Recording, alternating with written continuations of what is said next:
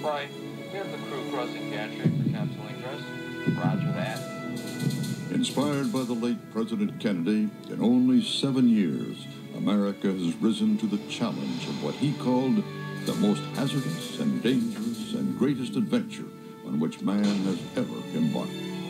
After trailing the Russians for years with our manned space program, and after that sudden and horrible fire on the launch pad during a routine test that killed American astronauts Gus Grissom, Ed White, and Roger Chapman, there were serious doubts that we could beat the Russians to the moon. But tonight, a mere 18 months after the tragedy of Apollo 1, the entire world watched in awe as Neil Armstrong and Buzz Aldrin landed on the moon.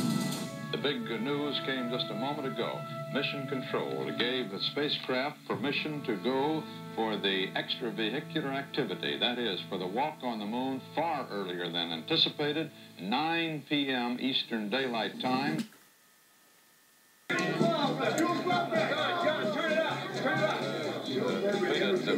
the spacesuits. Everybody. I really appreciate you all coming to this dress rehearsal party for my Apollo 12 landing. Sit down, Conrad. I think we should all take a moment to recognize the exemplary, hell, damn near heroic effort displayed by Neil Armstrong's backup for this historic moonwalk. And of course his crew. Let's hear it for Jim Lovell, Tim Matthews, and Fred Hayes.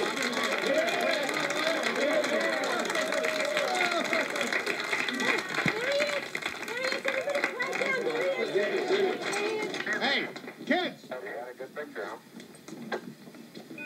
Okay, will you verify the position, the opening I ought to have on the camera?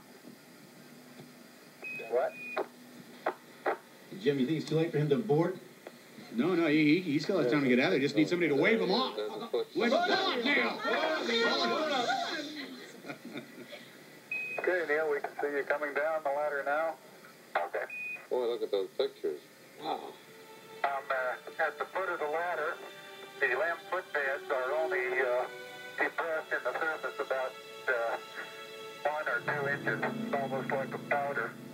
Armstrong is on the moon. Yeah, Neil it's off the lamp now. Armstrong, 38-year-old American, standing on the surface of the moon. On this July 20th, 1969. That's one small step for man. One giant leap for mankind. His quote was, that's one small step for man, one giant leap for mankind. The astronaut is only the most visible member of a very large team, and all of us, right down to the guy sweeping the floor, are honored to be a part of it. What did the man say? Give me a lever long enough and I'll move the world? Well, that's exactly what we're doing here. This is divine inspiration, folks. It's the best part of each one of us, the belief that anything is possible. Things like a computer that can fit into a single room and hold millions of pieces of information. Or the Saturn V rocket. Now, this is the actual launch vehicle that will be taking Alan Shepard and his crew on the first leg of the Apollo 13 mission. When are you going up again, Jim? I'm slated to be the commander of Apollo 14 sometime late next year. If there is an Apollo 14. Now, Jim, people in my state have been asking why we're continuing to fund this program now that we've beaten the Russians to the moon. Imagine if Christopher Columbus had come back from the New World and no one returned in his footsteps. Are there any other questions? How do you go to the bathroom in space? Well, I tell you, it's a highly technical process of cranking down the window and looking for a gas station, which... Oh, there's Deke Slayton.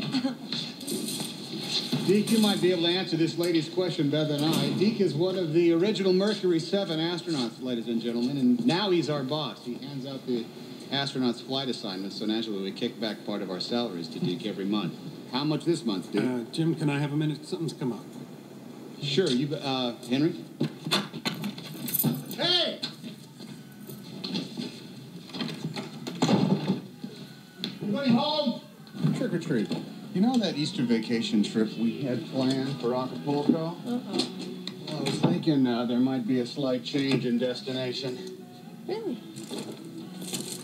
Maybe say the moon. Al Shepard's ear infection has flared up. We've all been bumped up to the prime crew of Apollo 13. Straight to the head of the line in the Frau Mora Highlands.